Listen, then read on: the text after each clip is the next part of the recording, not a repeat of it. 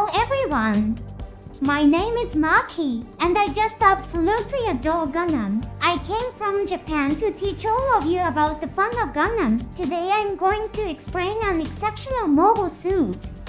There is an old story that came from China to Japan, known as Musion or Paradox. It's a tale that considers what happens when the strongest spear and the strongest shield coexist. Today, I'm going to introduce you to a mobile suit that represents the strongest shield. The name of this unit is Mercurius. It's a character from the animation Gundam Wing. This unit is designed to operate in pair with Bait, which takes the role of the strongest spear. Interestingly, the protagonist hero Yay is set to pilot this unit. Isn't that exciting? Now, let's start our breakdown of Mercurius. Let's start with an introduction to Mercurius.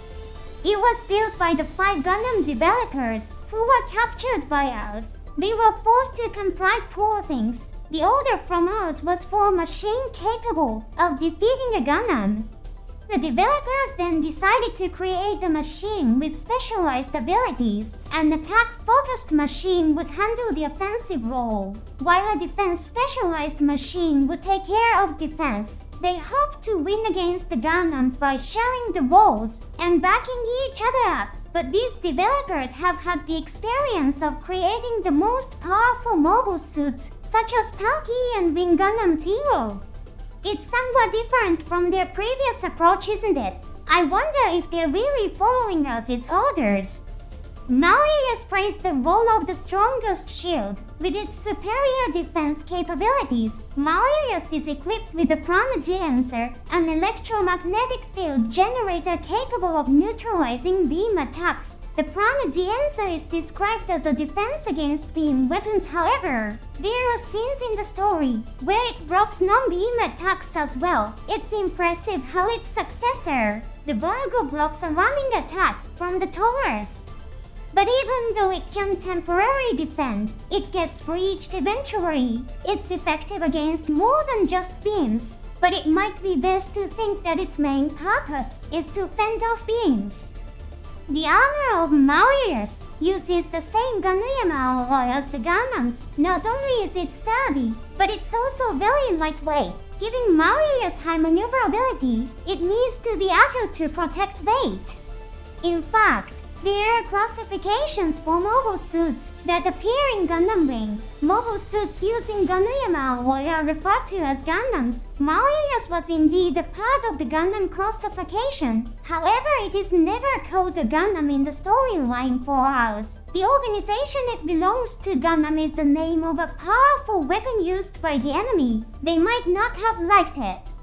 Mercurius' motif is the god of thunder. It's a god that appears in Japanese culture. The prana-generator is designed with the thunder god's drum in mind. It's said that when the thunder god beats the drum, thunder occurs. Ancient people thought that the sound heard during thunder was due to the god hitting a large drum. Mercurius' prana-generator generates an electromagnetic field. It's truly the god of thunder that appears in the Gundam storyline. It's really cool.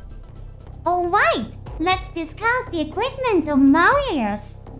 First off, the beam gun that Mercurius wields. It's a compact weapon that's super easy to handle, often used in close-range combat. Far-off enemies can be defeated by Bait's beam cannon, so Mercurius mainly focuses on close-range adversaries. Although not high-powered, it's forceful enough to destroy the mobile suit Taurus, a cutting-edge unit of the same era. Quite impressive, isn't it? With the power of Mercurius, the shivering machine of Bait, the gun's rapid-fire ability is commendable. You can see even just this beam gun is a potent tool. Next up is the Crush Shield. This shield generates a special electromagnetic field, mitigating beam attacks. It's a great asset when used in conjunction with the prana-generators to protect Bait. Together they can even withstand attacks from the Twin Buster Rifle of Wing Gundam Zero to endure the onslaught of the most powerful Gundam. Wing Gundam Zero is truly amazing. Moreover, it deploys a powerful beam saber, which comes in handy in melee battles. It's designed to defeat enemies who dare to approach. By launching a close attack on the enemy, it can draw attention to Mercurius. In order to create this potent beam saber, developers pioneered new particle acceleration technology. This technology was further evolved over time. The resulting technique was even applied to the twin-beam trident of Ultron Gundam. What do you think? Doesn't it feel like the scientists were just pretending to cooperate with us? Finally, the Prana-Genos, attached in a set of 10 on its back. They repel enemy beams with a strong electromagnetic field. In the storyline, there's a depiction of it, blocking non-beam attacks as well. It's even capable of capturing enemy machines, a usage that is confirmed in another story told in the manga. They can freely operate the defensive range, and theoretically, a single unit can defend against a beam. However, to comprehensively protect Mercurius, about 3 units are needed. Although it perfectly defends against beam particle attacks, it has a weak spot against laser weapons. There are depictions of the new mobile suit Virgo, built with Mercurius technology, being defeated by laser weaponry. The technology used in these Prana-Genos was also used in Gundam Death's Kitch Hell. Do you understand the intentions of the scientists now? But there's no denying that Prana-Genos are indeed powerful equipment. Mercurius, adeptly utilizing these equipments is really cool, isn't it? Let's talk about the exploits of Mercurius. The story kicks off when the developers of Gundam are explaining Mercurius and bait to the soldiers of Earth. Amid this hero, a Gundam pilot infiltrating us, activates bait and attempts to destroy the base with a beam cannon. But this attack is thwarted by the Prana-Genos. Consequently, Hero is captured by us. Subsequently, Hero's piloting skills are recognized by Troll, another Gundam pilot infiltrating us, of course. Troll knows Hero, but that's a secret. Now Hero becomes the test pilot for Mercurius and is assigned to capture the Taugi, piloted by Zex Mercurius. In the midst of battling with Zex, Hero and Troll feign an accident and obliterate us is a manned mobile doll unit. It's quite surprising how they achieve their difficult objectives while fighting with the Taugi. Then, Oz gets information about Quater, riding Wing Gundam Zero destroying a colony. Hero and Troll are assigned to fight Wing Gundam Zero, however bait, piloted by Troll attempting to persuade the Berserk Quater, controlled by the Zero system, gets defeated. Hero continues to fighting Mercurius but eventually is overcome, yet the fact that he withstands the twin buster rifle of the most formidable Gundam is astounding. Later, Hero, who became the test pilot for the captured Wing Gundam Zero, goes on a rampage due to the Zero system. Quater attempts to stop Wing Gundam Zero by boarding Mercurius. Mercurius gets damaged and is eventually self-detonated as a last resort. This marks the end of Mercurius's role. Surprisingly, in the end, Mercurius reappears as an unmanned mobile doll along with bait. Moreover, Hero's combat data is fed into Mercurius, and Troll's data is used in bait. This is the birth of a powerful duo, possessing the capabilities of Gundam pilots. They confront Gundam Death's Kitch Hell, another Gundam pilot. Despite a tough fight, Gundam Death's Kitch Hell wins. The machine, equipped with gear to neutralize sensors, is a natural enemy for unmanned machines. Of course, the superior piloting skills of Duo also contribute to this. Upon his victory, Duo remarks, "If they are to be made again, I recommend using my data." Mercurius and Bait, machines capable of defeating Gundam, were born. But it turned out that the determinant of victory is a superior pilot. And there was a point we should not forget. That is, it's questionable whether the doctors were truly cooperating with us.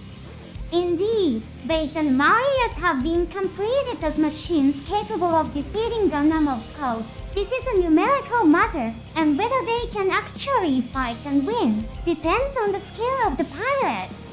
Moreover, the technology developed to manufacture Mercurius is being used in other developments. The Prana-Diensa's defense system is used in the active cloak of Gundam Death's Kitch Hell. This is a part shaped like wings. The active cloak neutralizes the beam cannon of the new mobile suit Virgo, which inherits the technology of Mercurius and Vate. It's quite impressive its equipment that demonstrates robust defense power, and there's no need to deploy accessories like Prana-Dancers. Another is the technology of the Crash Shield. This is a topic that came up in our earlier discussion. The Twin Beam Trident of Ultron Gundam is completed by the particle acceleration technology developed here. Ultron Gundam also defeats many Virgos. What are your thoughts? Do you think the doctors were sincerely cooperating with us? By the way, according to some references, the overall combat capabilities of Vate and Mercurius are inferior to Gundam on an individual basis. Although they are machines intended for pair operation, they have aspects that are inferior to Gundam in terms of performance. The doctors are truly wise. They are fantastic. With that, we conclude the explanation of Mercurius. Vate and Mercurius are not often featured in the story, but they leave a strong impression, don't they? By the way, Hajime Katoki, who designed them, has stated that I didn't know the protagonists like Hero would pilot them, so I think they might look too much like villains. However, scenes where the protagonists sport mobile suits that look like villains are fresh and very interesting. Which do you prefer, Mercurius or Vate? Which defeats enemies with powerful bombardment, is magnificent Mercurius, with its ironclad defense and extreme cross-combat capabilities, is also reliable presence. Please let me know in the comments if you'd like. I almost forgot something important. Actually, Mercurius was equipped with a self-destruct device. I forgot to mention it in the equipment explanation. But rest assured, there's a subscribe button on the screen you're viewing. Pressing this button activates the self-destruct device. Now that's reassuring, isn't it? Come on, give it a press. I'm safe because I'll defend with Prana-Dancers. Don't worry, that's it for today's lecture. Let's meet in the next lecture. Take care.